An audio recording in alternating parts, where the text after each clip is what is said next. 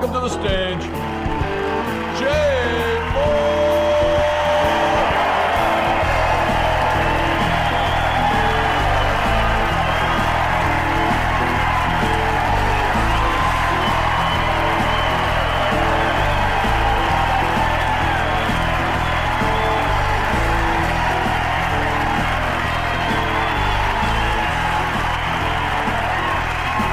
Thank you very much, everybody, for coming to my Showtime special. This is number 2.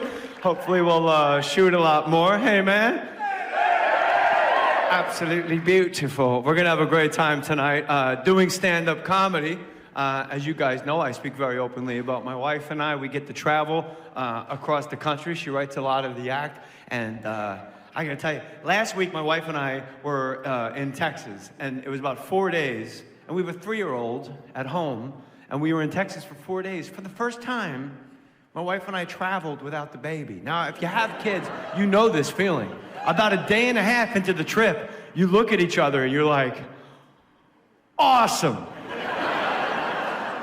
Kids are awful. I didn't know how much I could get done without a child bugging the hell out of the two of us. 3 years old walking in. Are you guys wrestling again? Yeah, yes. How come mommy always loses? Daddy's a wrestler. Mommy's more of a striker. Relax. Get out of the room, please.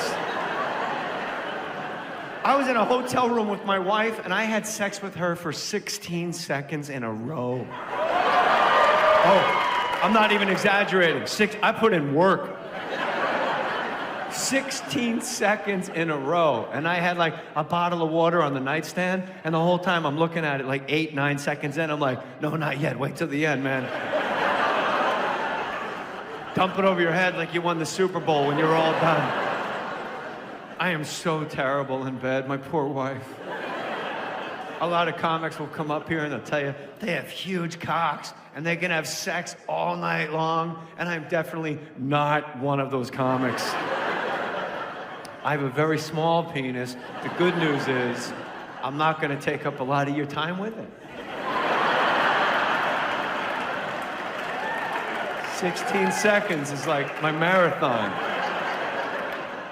My poor wife, my poor bride. My wife has the libido of like a 15-year-old gay boy. I, on the other hand, have the libido of like an 80-year-old Jewish woman. My wife wants to have sex, and I'm like, whoa, whoa, slow down. What's with all the right to it? Can't we kiss and talk about our feelings? Could you kiss my neck? Maybe tell me you love me? Are my nipples alone in this whole endeavor? What's the mishigash right to the penetration? I am bad in bed, and my poor wife puts up with it, thank God. It's amazing. I'm happily married. We've been married just about 10 years. Together 10 years, married 7. And we're happy. And here's the thing. Every advice you ever got when you were dating, when you decided to get married, everybody wants to give you advice, right? Throw it out the window. They're idiots. They don't know what they're talking about. Anybody that ever tell you is like, hey, or if you go to like a marriage counselor, first of all, let's be honest about marriage counselors, with all due respect. If you and your wife or you and your husband are going to a marriage counselor, it's already over. You're fucked.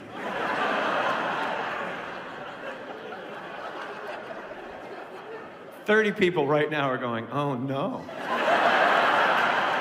I mean, seriously though, think about the logic.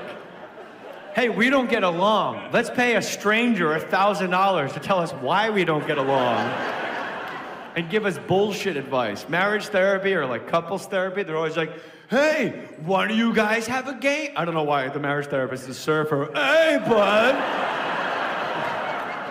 Hey, why do you guys have a game night? That would be awesome. But that's what they'll say, like, well, you guys having a little rocky marriage, a little rocky patch? Why don't you guys have a game night? And you're like, oh, that's a great idea. Yeah, let's have all the neighbors come over and see my husband's a drunk and he yells at me. That'll be a good idea. Sure, in the middle of charades, he can shove me in front of all the neighbors. That's a great idea. Why don't you guys go out to eat, have a little conversation about the food? That's everyone's heard that from somebody. That's dumb. Okay. Oh, remember when you're like 20 years old and you'd be out to eat on a date and there'd be an older couple at the next table, like in their 50s, and they wouldn't even look at each other, and they just eat their food, and they don't talk, they never look, and you nudge your date, and you're like, oh my God, look. They hate each other. That's the happiest couple in the restaurant. They went to a restaurant to eat. They're not gonna go there. If me and my wife go to a restaurant, we're eating. We're not gonna talk. That's like marriage counseling 101 bullshit. Hey, why don't you go to a restaurant? Talk about your feelings. That'll be nice. Have a little dialogue in a public place. And then you're sitting there with your husband and you're like, oh, hey, how's your salad? It has a gambling problem, Michael. How's yours? My salad gambles too much. My edamame cheats on me. How's your food? What's the other thing people always tell you? You gotta have a lot in common. If you're gonna get married, you gotta have a lot of similar interests. Garbage, not true at all. My wife and I, we have enough in common, but you would never pick us like on J-date. We're not Jewish, I don't know why I said J-date. Maybe J Mohr, J-date. You would never pick, I had my whole empire mapped out there. We don't have a lot of similar interests. We don't like the same food, we don't like the same movies, we don't like the same music. We don't even like the same people. One of us has a friend come over, and the other one like goes upstairs into the bedroom, like, tell him I'm sick, I hate that guy. Where's Jay? He's got the runs, he can't come down. He said, he wanted me to tell you good job, he likes you a lot. Here's the thing, similar interests are not what keep a marriage afloat. If you really want to stay together for a very, very long time, you don't have to have similar interests. Because they'll tell you, if your girlfriend is like a parasailer, they go, looks like somebody's gonna learn how to parasail. No, you don't have to, at all. You don't have to have similar interests to be happy together. You know what you have to have? Similar hates. Yeah. Similar hates. The couple that hates together loves together. And my wife and I are the dynamic duo of hatred. We hate everyone that's not in this room right now. You know you're married to the right person when weird things happen, you know. Ever hate somebody, you don't know why they hate them, and your wife tells you why you hate that person, and you're like, oh, wow, you're the best. And I mean that completely sincerely. Strange things happen. I remember once I was driving down Sunset Boulevard, and it was one of those strange days where I said to myself, wow, I've been mean all day. It was about 11 o'clock in the morning, and I was like, I've been kind of a dick all day. I've been grouchy all day. And it's very rare to do that much like self-reflection. I'm like, wow, I've been like crabby, I've been mean. I got in an argument with a stranger on Twitter, like that, like what? Like for an hour and a half, I'm arguing with Milk Lady 420 about the Jets season, like crazy.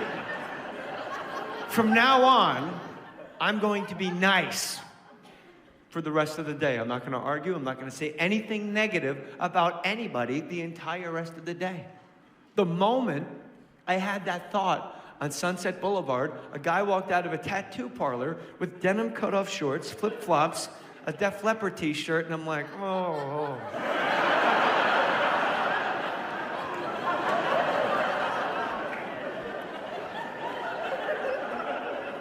I'm just staring at the guy and I'm sweating, and my wife goes like this, oh, look at this asshole. Oh, mi corazón.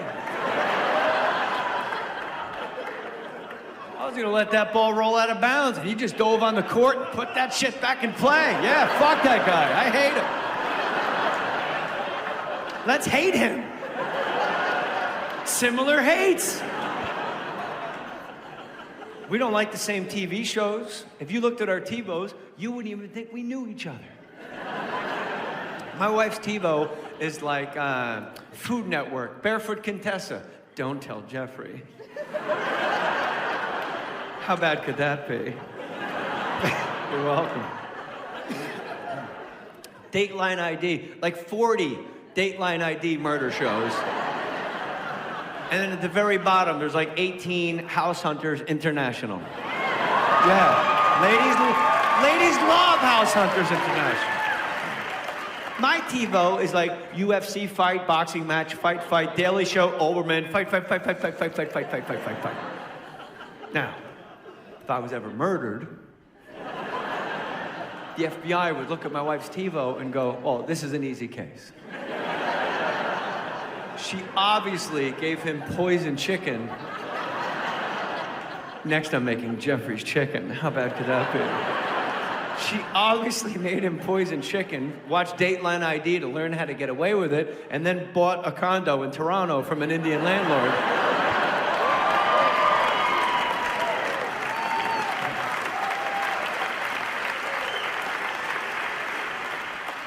We don't have to like all the same things because every once in a while the streams will cross.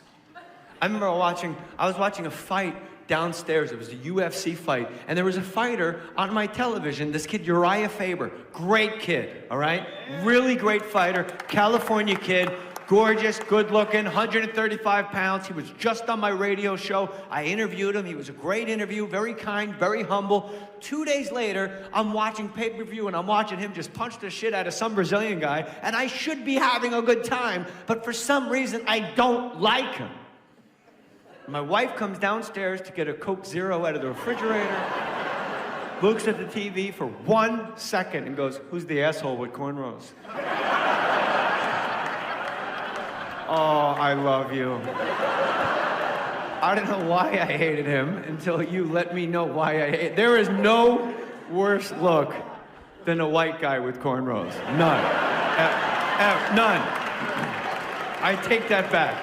White woman with cornrows. Yike! That is a bad look. That's when it's time to go home from vacation.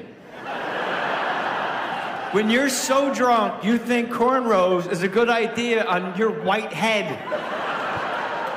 Gentlemen, you're sitting in the hotel room just watching SportsCenter, and all of a sudden your wife comes through the doors plowed. She's like, a Jamaican guy braiding my hair for $4 on the beach. Time to go home. Wrap it up. That is a look that either says you drank too much on vacation or you're in jail and you're surviving. I remember when my wife was watching House Hunters International. And I go upstairs to get a pair of socks. I look up at the TV for 1 second. Now remember, I don't watch House Hunters. We explained that earlier. You know what? This is why I don't like the show House Hunters. You save all of your money to buy your dream house. And then you're in your dream house, and you're watching House Hunters. You watch somebody else's dream house, and you go, oh, fuck, I could have had that? Where's my realtor? I'm going to headbutt his face. This sucks. My wife is watching House Hunters. I come upstairs. All I wanted to do is get a pair of socks. I come upstairs. I go to get a pair of socks. I look up the screen. Again, 1 second. 1 second is all I need to know. There is a couple on the television that is the most disgusting couple I've ever seen in my life. Every single person in this room has that one couple in their neighborhood that when they walk down the street, you elbow each other and you go, oh my God, here they come. Look, here they come. And you know the couple I'm talking about, like matching red sweatsuits. They got fanny packs, green visors, and they're walking teacup Yorkies, and they wearing ankle weights. You're like, here they come. Look, here they come. This couple was worse than even that couple. I look up, there's a man standing there, little portly gentleman, a little heavy, but he's wearing a leather vest, no shirt on underneath. And his nipples are way too big. They're peeking out the side. He's got like giant silver dollar pancake nipples. That's what he wore when he knew he was gonna be on television. I'll wear my good vest. With no shirt on underneath. And his nipples are peeking like, are we on television?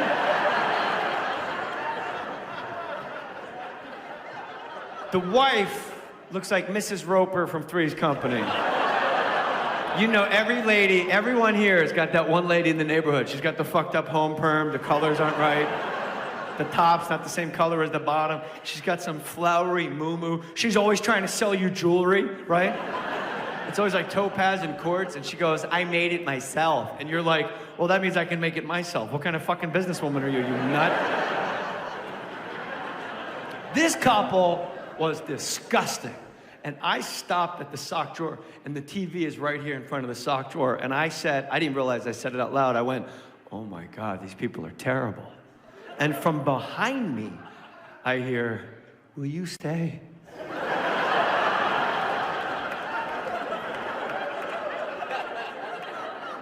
I look behind me and I notice for the first time, my wife is completely under the blankets, up to here, just the remote sticking out, like she's watching The Exorcist alone at night. I go, "Do you want me to stay?" She goes, "I TiVo'd it. I've already watched it twice. They're disgusting people." "We could watch it again. You can get in bed. We can hate them together." And I'm like, "Well, I know what I'm doing with my afternoon. Let's hate." A couple that hates together, loves together. Similar hates. Have you ever noticed on House Hunters, the more repulsive the couple, the more they're obsessed with buying a house with an area for entertaining? Every show, you got some guy in there with the leather vest and the big nipples going, "You know what? This would be a really good place to entertain." What kind of entertaining is that guy doing? First of all, I've never said that word in my life. I've never said like, "Hey, you want to come to my house? We're entertaining." No, I would never say that. That's because, you know why? I don't live in medieval times. That's why. I'd say, "Do you want to come over? Are you coming by my house?" I would never say, "After the joust, we will retire to the south lawn. We will drink mead, have all the children washed and sent to my tent, and we will begin entertaining." And it's the most repulsive couple you've ever seen. It's amazing. And the more they talk, the worse it gets. The guy's standing there talking to camera. They got to do their like little testimonials. He goes, "Well, during the day we teach magic, and at night we make dream catchers and we sell them online." And you're like, wow. I hope you buy a gated community, because people are going to be hopping the walls to party with you two. This would be a really good place for entertaining. I don't understand that. In my house, there's only one way my wife and I entertain. We fuck. That's it. This is an entertainment system right here. I own one. She has one too, and then a couple times a week we put our entertainment systems together, we dock them up, and we entertain. That's entertaining. Not fucking game night. That's crazy. Apparently, you have to be an alcoholic on House Hunters as well. Every person that buys a house on House Hunters, they are obsessed with a room in that house where they can, and I quote, "have my wine." $10 million mansion overlooking the Pacific Ocean, and the guy will go, "This is a nice house. 14 bedrooms, 15 bathrooms, 18-car garage. Whoa, this would be a really good place for me to have my wine." Really? Maybe you should go to a meeting. Maybe you have a drinking problem. If that's what's important to you, buying a $10 million house overlooking the ocean is a place for you to drink wine.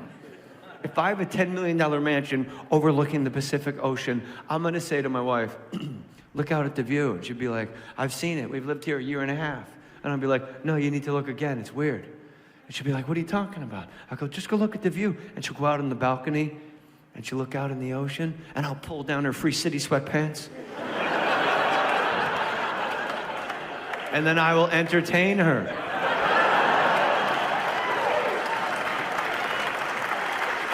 For 16 seconds in a row.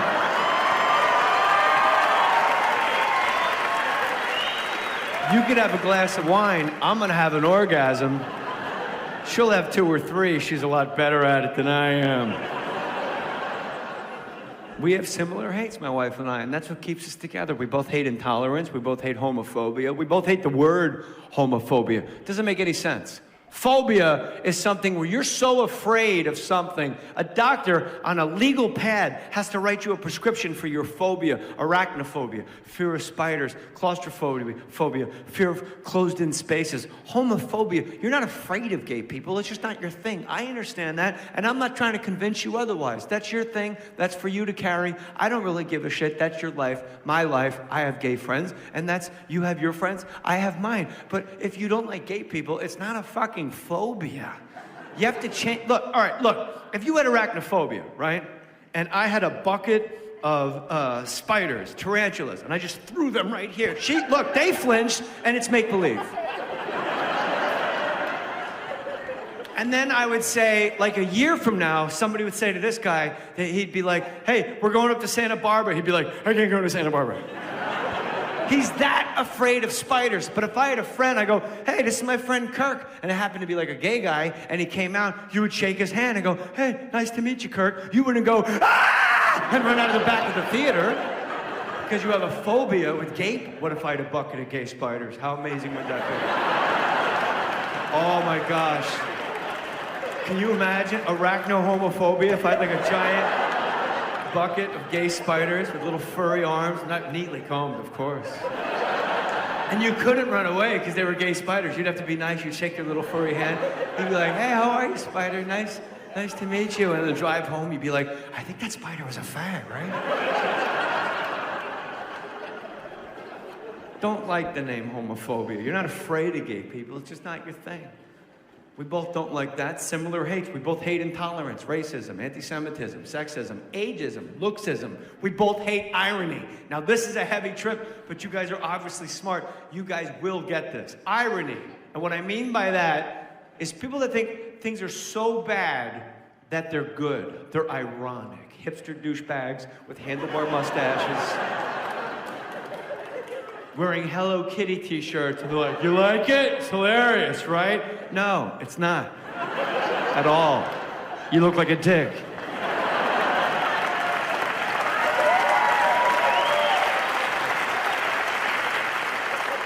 You're 35 years old wearing a Hello Kitty t-shirt, and you don't watch Hello Kitty. If I wear a Hello Kitty t-shirt, it's because I love the fuck out of Hello Kitty.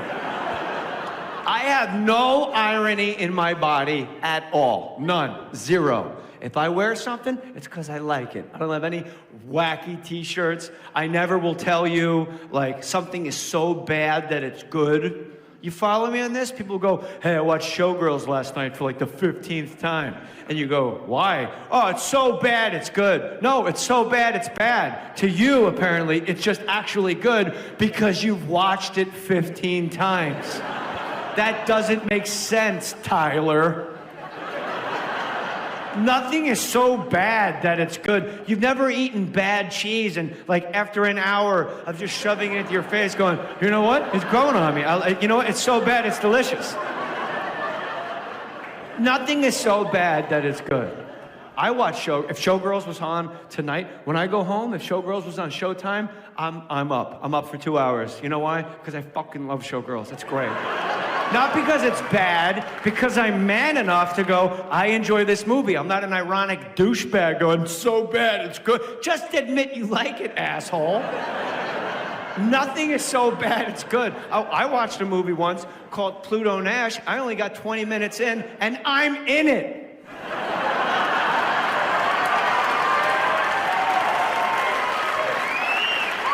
It never circled back around to good. It just kind of stayed bad, and I went, I'm wasting my time. I'm gonna watch Showgirls.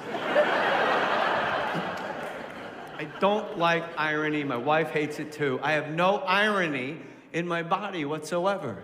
I don't like ironic people. I don't understand the mindset. You see a guy, some barista, and he's wearing a Journey t-shirt, and you go, man, that's a bitchin' Journey t-shirt. He goes, I know, it's fine. I got it at a thrift shop. It's awesome, right? It's funny. And I'm like, whoa, I'm sorry. Did you just say Journey was funny? Let me tell you something, Tucker.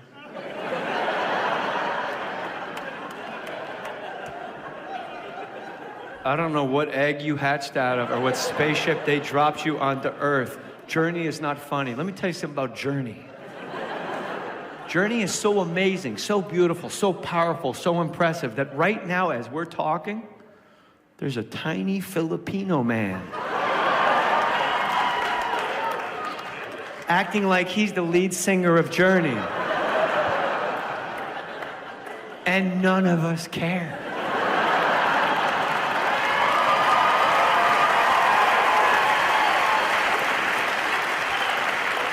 We go to every Journey concert with the little Filipino lead singer, and we're like, fuck it, 3 out of 4, I'm going anyway. They found him on YouTube doing karaoke Journey songs. He doesn't speak English. He's like, when the lights go down, I don't have to pay for the song, but you get the point. He sings Journey for an hour and a half, and then in the meet and greet, he's like, ding, dang, dong, dong. He doesn't even know what the fuck you're talking about. That's how great Journey is, you asshole, you ironic dick. Take your irony and beat it. See a guy wearing a Neil Diamond tour jacket, and you go, hey, oh, whoa, hey, bro, did you see Neil Diamond? Which one of these cities? You know, they always have like the cities on the back of a tour jacket. You're like, whoa, hey, you gotta catch up to the guy. It's a Neil Diamond tour jacket, it's cool. Bro, hey, whoa, hey, buddy, did you see Neil Diamond? Which one of those cities? Which show were you at? Because I went to that. He goes, oh no, I just picked this up because I thought it was funny. And you're like, what? And like a part of you breaks, like Neil Diamond is funny? Sweet Caroline. Okay, so we're all assholes? Apparently, he's kind of awesome. We all knew the words with one sentence. And don't lie. When you see a Neil Diamond in concert and you yell, oh, oh, oh, you are yelling louder than you've ever yelled anything in your life. Your 4-year-old could run into traffic and you're like, oh, stop, would be half as loud as your oh, oh, oh. Because in the back of your mind, you're hoping against hope that Neil Diamond just stops the entire show and says, hold on a minute.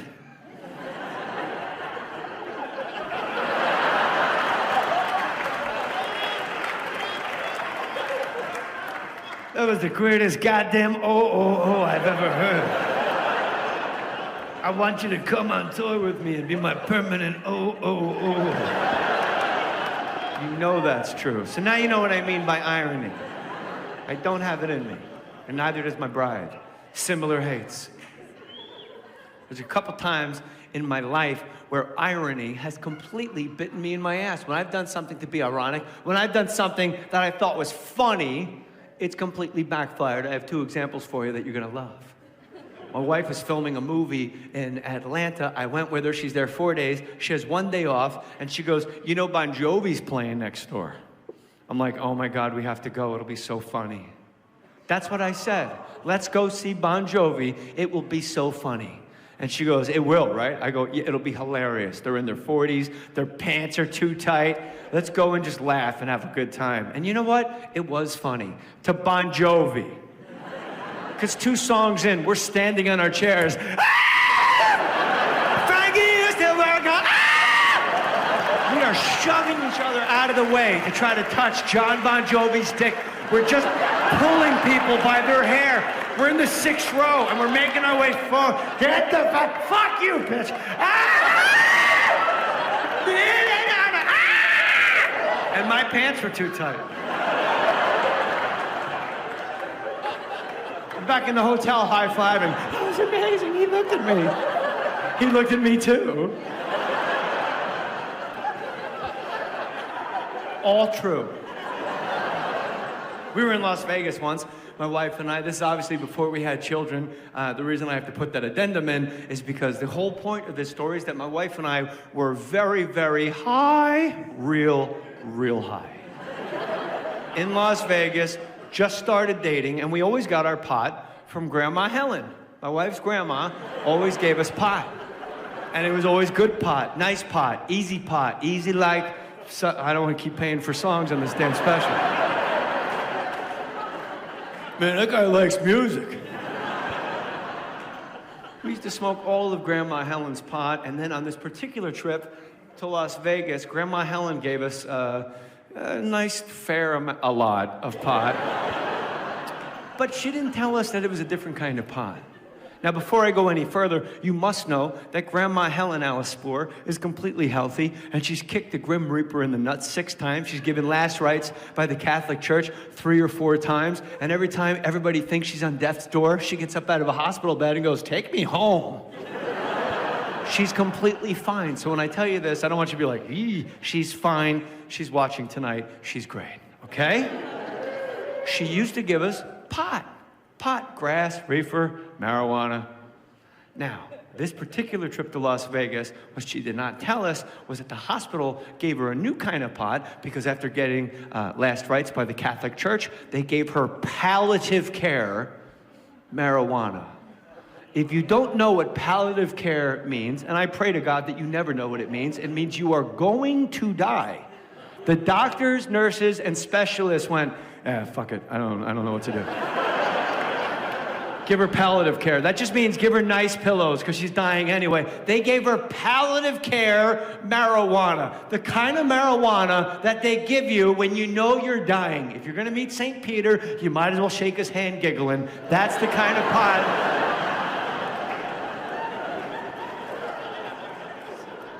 that my wife and I are now in possession of. And we didn't realize that it was that kind of pot.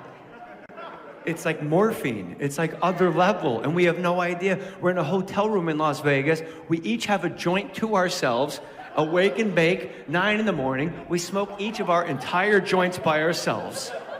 And I'm sitting on a couch, and she's sitting on a chair, and about 2 hours go by before we realize none of us have spoken. 2 hours, I'm not exaggerating at all. 2 hours, mouths open.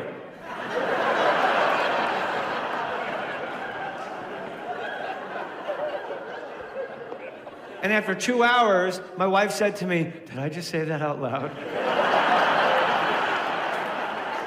We were, how do you put it, fucked. And there is no worse high than a surprise high. And if you've ever gotten high in your life, you know that. No worse high than a surprise high. You're at a Dodger game, it's the second inning, and your buddy goes, "Whoa, you didn't eat the whole cookie, did you?" And you're like, "What?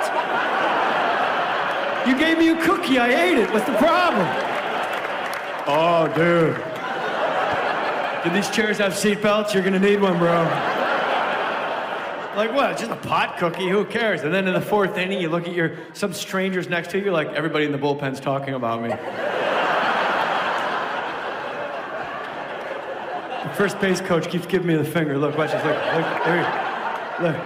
I'm not high. We were gone. We realized we have to get out of the hotel room because the walls are closing in, the ceiling's getting shorter, and the carpet's doing funny things to our eyes. We need to get out of there. Now, we can't hang out in the casino at the hotel in Las Vegas. We're both sort of famous, I suppose. All right, how about this? We're both famous enough that when you're that fucking high, you don't want to be at a card table and people going, "Hey, you want to take a bet?" Ah! That'll scare the shit out of you. We realize we have to get off premises entirely, but we don't know what to do. My wife looks at the Las Vegas magazine that they put in your room when you go to Las Vegas, and she goes, "Oh my God." I go, "What?" She goes, "We should go to the Liberace Museum." Yeah. And you are thinking the exact same thing that I thought. Ironic. I thought, it'll be funny. That's what you were thinking, right? Admit it. Yes. And that's why we went, to be ironic. And apparently we were so high, we did not look at a mirror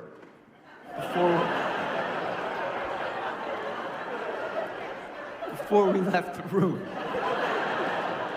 We decided to walk it, in my wife's immortal words, "It's only 14 blocks. She didn't say a cunty like that. I don't know why she said, it's only 14 blocks. She's nice. My wife's a nice person. I don't know why I said it like that. She said, "It's only 14 blocks. But Las Vegas blocks, it's like, whoa, there's New York City. There's a fucking pyramid. Holy shit. Like, they're different blocks. You're not in Manhattan. You fall, yeah. So we go out, it is 108 degrees. My wife is wearing pajama bottoms, Ugg boots, a bikini top. Oh, we're gone, yeah. I'm wearing a Def Leppard t-shirt, denim cutoff shorts.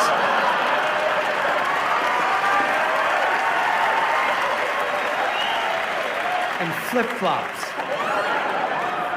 True. We are walking. It's 108 degrees. We are sweating. My wife's mascara is running like she's a rejected Kiss character. It is brutal. We're not gonna make it. Don't forget, we're panic-stricken because we're so high, and we don't realize why we're so high. We don't know we took "you're about to die" pot. I feel like I'm gonna have diarrhea. I'm walking, I'm trying not to let one go. We finally, after an eternity, get to the Liberace Museum. We open the Liberace Museum doors. The air conditioning inside is preset to 64 degrees, and we get a wash with cool air. And my wife and I are both thinking, he's already the greatest artist of all time. I don't give a shit. I don't know anything about him, but his fucking museum has air conditioning. He's the greatest. All I know about Liberace, and I'm not joking, prior to that trip, was Bugs Bunny sitting at a piano and looking out and saying, I wish my brother George was here. That's my entire wealth of Liberace knowledge. I knew nothing about the man. I walk into the 66, 64 degree museum. Oh, so nice. I love Liberace. It's cool in here. And there was a diamond-encrusted piano right when you walk in. A piano with diamonds all over it. It must have cost like $50 million. And then there's outfits behind glass cases, like fedoras and like fedora hats and like beautiful scarves made out of ostrich feathers with the fucking head still attached. The ostrich like, really? And you realize, wow, this guy was famous. Like people thought he was straight. That's fame. I mean, let's be real for a second. Liberace would come out. He didn't hide it at all. Liberace would come and go, hi, hi, thank you for coming. And then there was housewives in Madison, Wisconsin going, oh, Lee, wait for me. Like, they thought he was straight. They didn't, you know. The whole time we're in the Liberace Museum, they are piping in the most beautiful piano music I have ever heard in my life. And I look at the docent, the guy working at the Liberace Museum, and I go, is this Rufus Wainwright? Is this Bach, Beethoven? Like, what is this amazing piano music? And he goes, it's Liberace. You're in the Liberace Museum, so we play Liberace. And at that moment, I realized what an asshole I was. Because we went there to be ironic. And it wasn't funny at all. We got an education. And let me tell you something. There's been a few mistakes in my life that I wish I could take back. Going to the Liberace Museum is not one of them. However, I'm going to tell you one of the worst mistakes you could ever make. Palliative care marijuana in the Liberace Museum gift shop.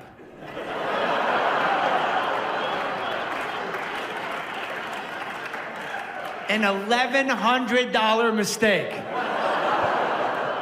Everything seems like a good idea. Liberace plates, Liberace shot glasses, Liberace coffee mugs, Liberace cookbooks. Hey, let's have a Liberace dinner party. We'll invite 12 people, get more plates, and we'll plan it on our Liberace calendar. They sell everything. My wife and I are still high, still freaking out. We're like, how do we get all these plates home? They sell Liberace luggage at the Liberace gift shop on wheels, on rollers, so you can walk it back to your hotel because they know you're high. So there we are, like people on meth, just like putting plates and saucers with Liberace's picture on it, and like shot glasses, like, can you zip it? Will it fit for a Liberace dinner party? And we walk back to the hotel, dragging our Liberace luggage up Flamingo Boulevard, 108 degrees. And there's a picture of Liberace on the side of the luggage wearing dolphin shorts and red, white, and blue suspenders and tassels going, yeah! And we're just pulling it up the street. My flip-flops are coming off because they're melting. My wife's Uggs smell like a skunk farted. It's horrible.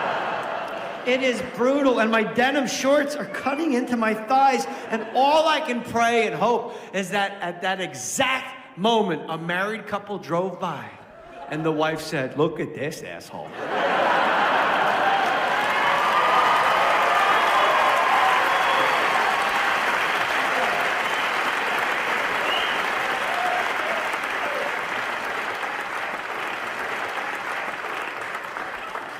My wife and I do share one thing that we do love. We like a lot of the same things. But the one big thing, daytime TV, we're like obsessed with. If you want to know why your senator sucks and like your congresswoman won't call you back or the mayor is like cheating on his wife, you need to know something. People that are on TV during the day, they vote more than you and I vote combined. You watch daytime TV, that's like the real shit. That's America. That's real, that's America. That's America. 16 and pregnant. I'm 16. My mom's pregnant. Oh my God, my mom's 16 and she's pregnant. Like that's really what's happening. This is like an illusion right here. What's happening? You ever watch Maury Povich and he goes, Lamar, you are not the father. And Lamar's like, yeah! Lamar votes. He's there at 7 in the morning, he votes, and then he gets back online. I love when they do that, you are or you are not the father, because they always do a close-up shot of the baby. They got a camera on the baby backstage. It's like a 1-year-old, but he's already like a little obese with runny eyes, and he's just staring into the camera like...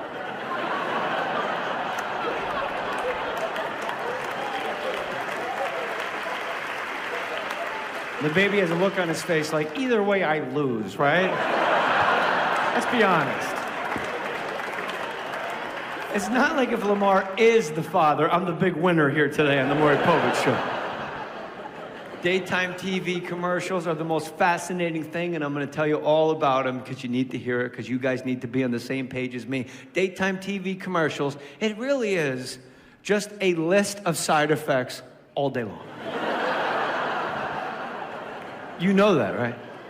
All day, side effects, side effects, side effects, side effects. They're catering to people that maybe don't feel so good that day. Maybe you take a day off of work. We all have that one day, a Wednesday. Ladies, you call your boss. Guys, you know what's amazing when you call in sick to work? Even though your boss can't see you, you still physically act it out in your house. Like, oh, God, I don't know, man.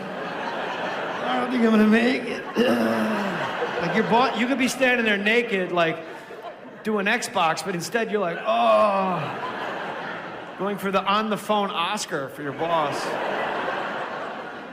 And your boss goes, take all the time you need, Wendy, don't worry about it. And you're like, okay, good. You hang up the phone, you take off the Spanx, let the gut out, fuck it, this is my day. I'm relaxing. My day, this is a day for me. But you can't relax because daytime TV will scare the shit out of you. Big pharmaceutical companies, they need you to think and me to think that we are dying faster than we're actually dying. And I got news for you. Every single person in this beautiful theater is going to live well into their 80s. I talked to God on the drive over. He told me to tell you that. We're all healthy. We're all living well into our 80s. But big pharmaceutical companies, they won't make any money if we just get a flu shot and jog and get on with our lives. They need to make up fake diseases, sell us fake pills with 40 side effects that make us take 40 other pills for the side. And you know, okay, here, how about this? You're at home, you take a day off of work, you're taking a nap in the middle of the day, heaven on earth as I call it. You're watching a Law and Order marathon, a good one, the old ones with Jerry Orbach. Yeah. All right, I knew you guys were great. The old good ones with Jerry Orbach, and you're like, this is the best. And after like 3 episodes, you start drifting off to sleep, and you're like, oh man, what a great day. Then the daytime TV commercial comes on. Do you have mesothelioma?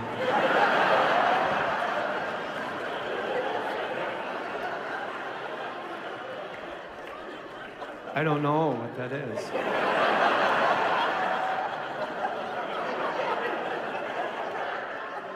Maybe.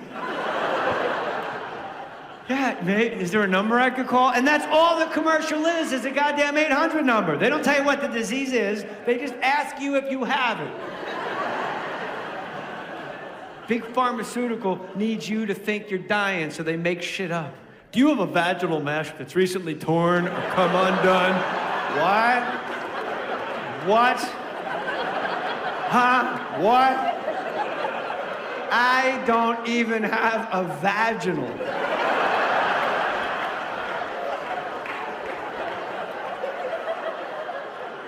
Do I? I don't, is that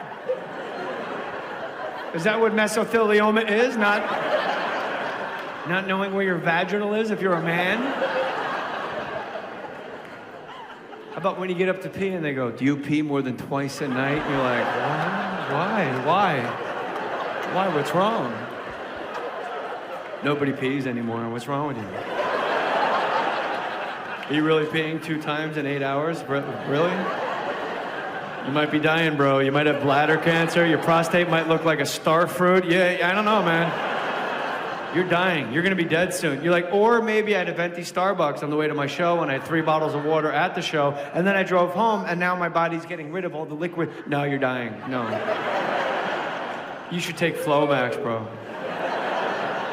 And there's a pill, apparently, that big pharmaceutical companies have made so that you don't have to pee. Like, don't you have to pee so you don't fucking die? Isn't that why people get catheters? Because they can't pee anymore? Oh, how great are those commercials? Is your old catheter slowing you down? It's kind of supposed to, right? I didn't know I could have a new sporty catheter. I could be out in the yard with the neighborhood kids playing slot receiver. All right, only tag me on my right side, because you guys know I got that situation, right? It's a catheter. It's supposed, slow down.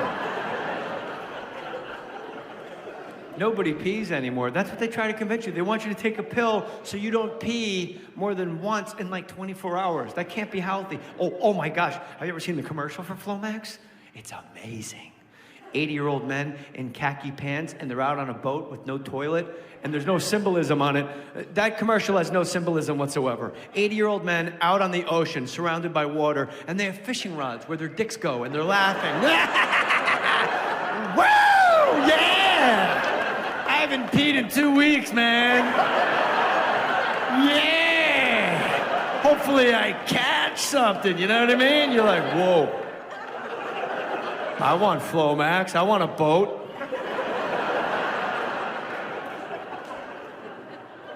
Do you have restless leg syndrome? What? Come on. You made that up, big pharmaceutical company. Restless leg syndrome. And they show you on TV, they're like, no, it's serious.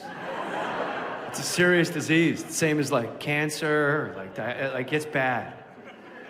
And they show you on TV a lady laying in bed, and they go, you know, a lot of people suffer from it. They don't even know it. And they show a lady in bed, and she's rubbing her legs together like this. And they're like, she has restless leg syndrome. She needs a pill. And you're sitting there watching it going, oh, no.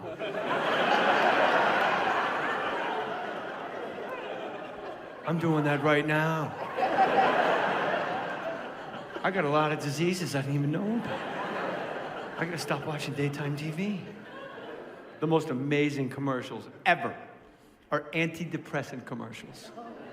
The balls that swing low on these companies when they try to sell us a pill to keep us from being depressed is astounding. Have an antidepressant. But first of all, they come on and they say, are you depressed? And you go, no. Pretty happy, actually, all the time. Are you sure? Yeah, I'm sure. You know, depression affects 1 in 4 Americans, and you're like, wow, I didn't know that. And then they show a lady in front of the frozen food aisle with an empty shopping cart. She can't even figure out what, like, lonely meal to put into her lonely cart. Kind of looks like it's raining inside the supermarket, you know? People walk by her, they get like ice on their elbows, and they look back at her like, why did you give this to me? And then the voiceover goes, depression affects everybody. And you're like, okay, now I'm depressed, yeah. What do you have? And they'll tell you the name of the drug. I don't want to get sued by pharmaceutical companies, but I will tell you, I have personally been on an antidepressant, and I had to get off of it, and it's amazing. This is what's incredible about an antidepressant. The side effects: swollen feet, balloon hands, your throat might close, your teeth might fall out, you might go bald, irrational thoughts, suicide, depression. Whoa, I'm sorry.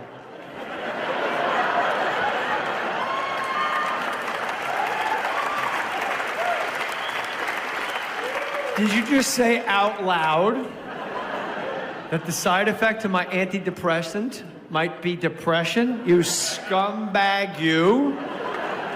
What kind of business person are you? Hey, try our new inhaler. Side effects might include asthma.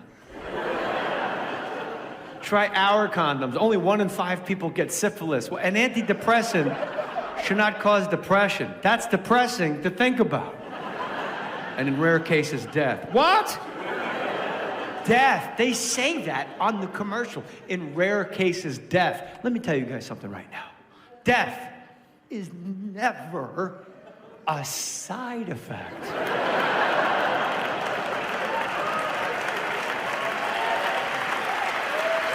Ever.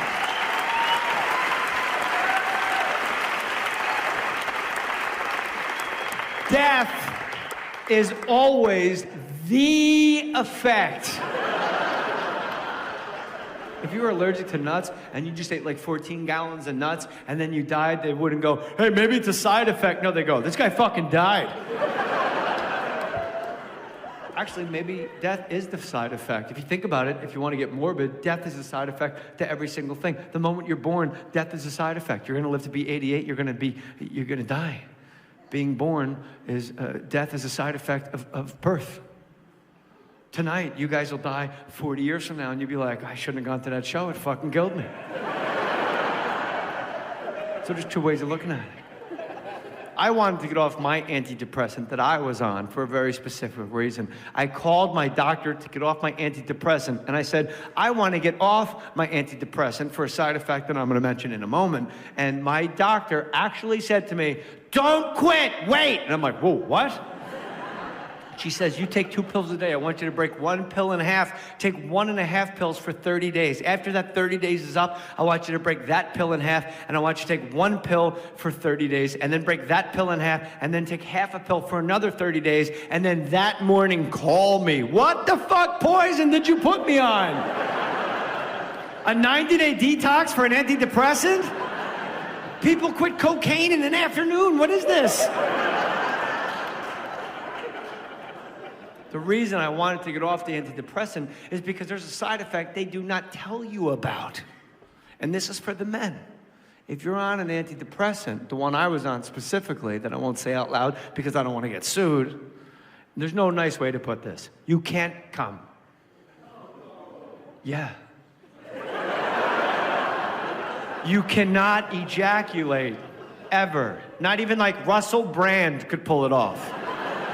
I don't know what happened. There's a beautiful streaming ribbon of white effluvia that I want to encapsulate my partner. You're hoping, against hope, a Herculean task, that God will part the beautiful skies and allow the faucet, the spigot, to be turned a little bit to the left and let something flow from the tiniest, yet I might argue, the most important orifice in the human body.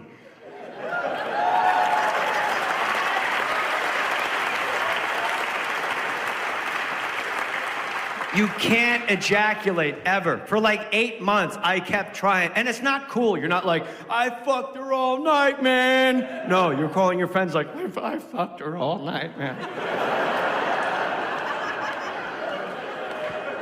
Now remember, I last 16 seconds in a row. All of a sudden, my wife has an 8-month run where nothing's coming out. I fucked my wife until she was shorter. Smoke came out of her ears and her eyes.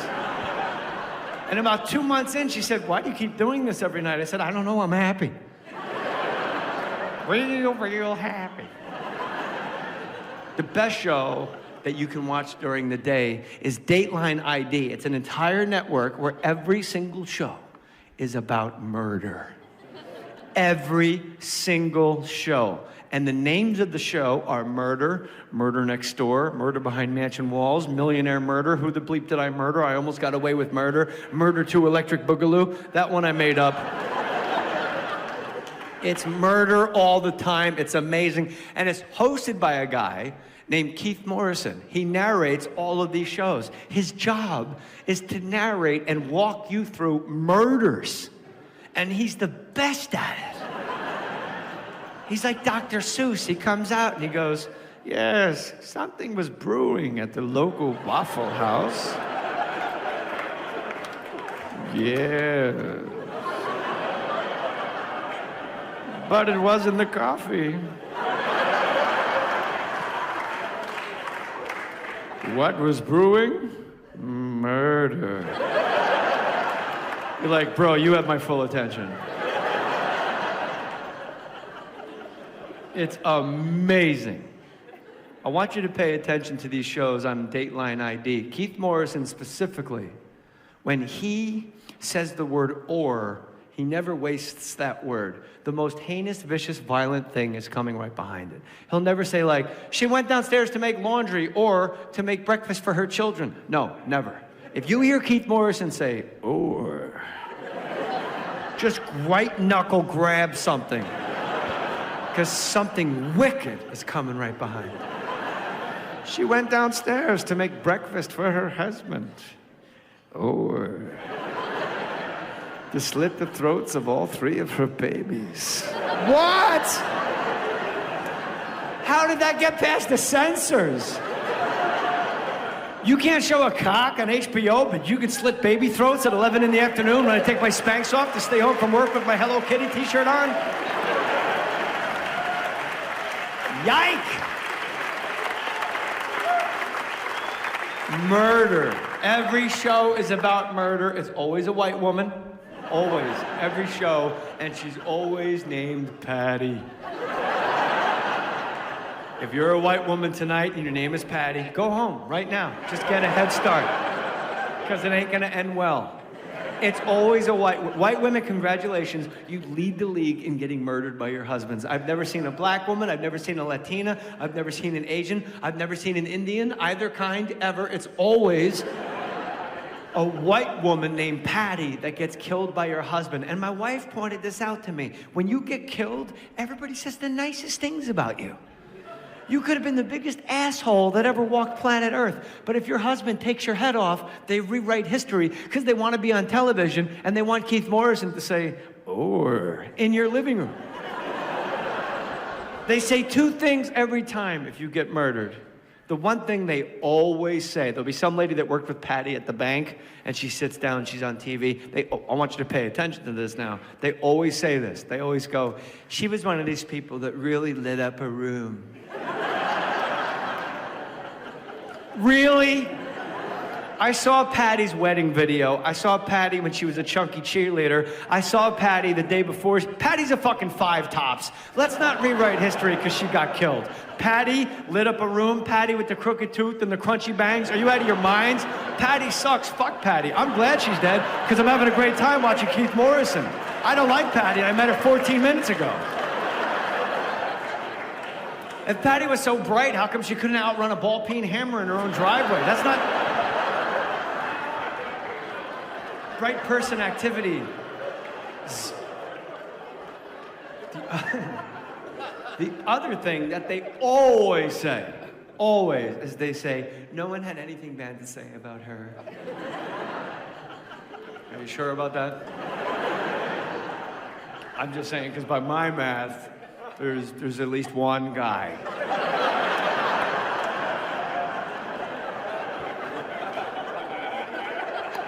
There's one, at least, that had such bad things to say about Patty, words weren't working for him anymore.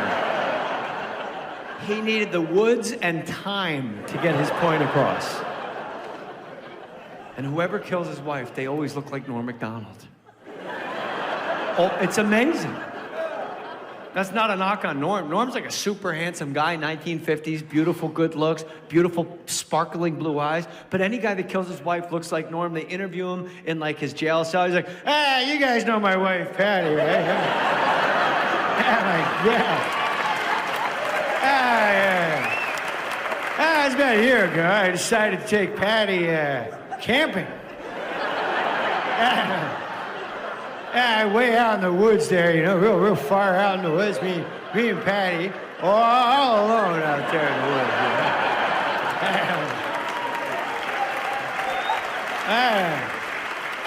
You know? I brought a whole bunch of bottles of red wine because I don't know if you saw this at the trial. Patty's a real bad alcoholic, you know. She drank too much. I hate Patty, you know. So I put rat poison in the red wine, you know. Try to kill Patty, but I don't know how many rats equal a Patty. So I just had to ballpark her, you know. I was loading up the truck, you know. She's like, "Hey, come on." I was like, "Oh, I'll be right there." You know. I did the best I could, you know. I figured each bottle of wine, I figured Patty is about 41 rats. But I was wrong, you know. She just kept drinking and talking all night, you know. Wouldn't stop talking after all that rat poison red wine I gave her. So I cut her head off, you know.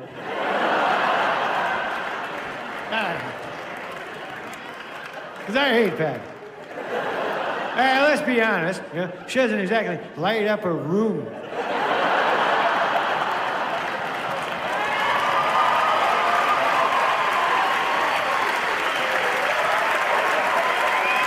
Grazie. Ladies, it is very easy to tell if you're going to get murdered by your husband. Now that sounds morbid, but you need to hear me out. If you get killed by your husband, shame on you. I can't get up to pee in the middle of the night without stubbing my toe, having 3 Yorkies and Malteses barking at me, turning on the light and falling down, and my wife going, "Are you okay?" Now all of a sudden I'm supposed to let you bleed out in my garage for 4 days, have 3 interviews with cops with blood on my tie. At some point you have to go, "I'm in here!"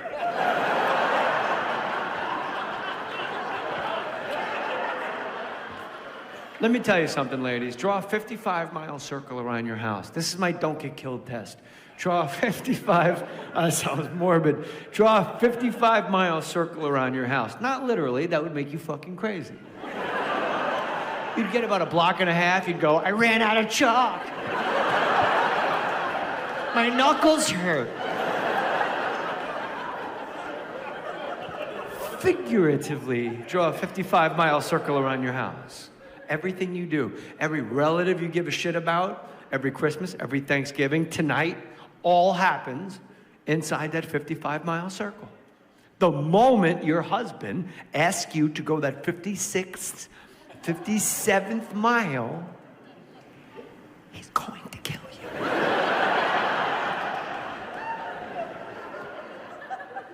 You're watching a marathon of something on TV and your husband walks in and goes, "Hey, you know what? We should go on a cruise. It leaves in like 18 minutes. We gotta leave now." Don't go. He's taking you on a cruise to kill you. Nobody goes on a cruise for any other reason except to throw fucking Patty off the back in the middle of the night. Cruises are just floating murder parlors. That's it. Nothing good ever happens. Every once in a while, a husband on Dateline ID will get murdered by his wife, and it's the same 55-mile rule that I just told you guys about. And guys, you gotta be hip to this, be careful. You're in the garage working on your car, your wife comes in and goes, "Hey, do you wanna go out, in the ocean and learn to scuba dive?"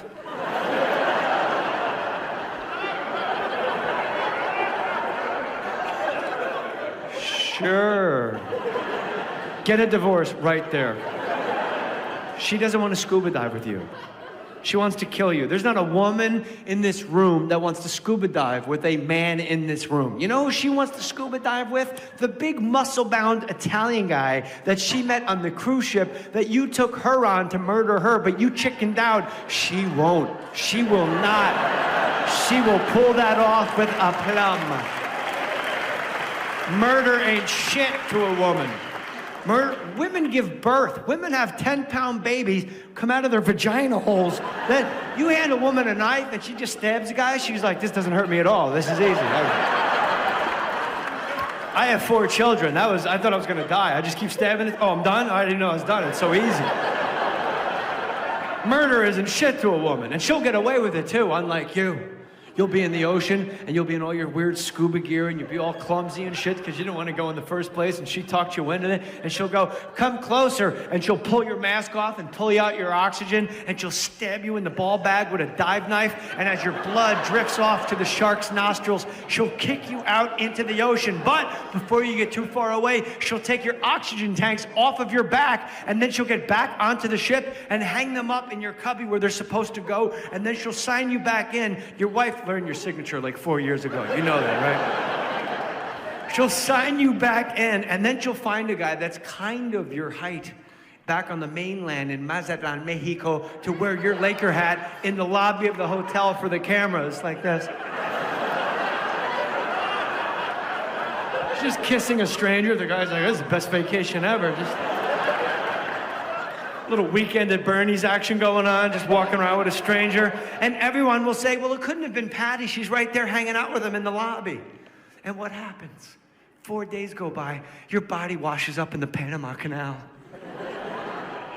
And they find you. And there's some Panamanian detective, and you're laying there in like 1 foot of water with your Def Leppard t-shirt and your denim cutoff shorts. And the detective edges his buddy and goes, "Look at this asshole." I love you guys so much. Thank you. I love it. Yeah! I love it! Thank you very much. Amazing. Thank you so much. Thank you. I love you, man. I love you. Thank you very much. Thank you. Wow! So much fun. Thank you, everybody in Santa Barbara. Thank you very much. Thank you. Thank you very much.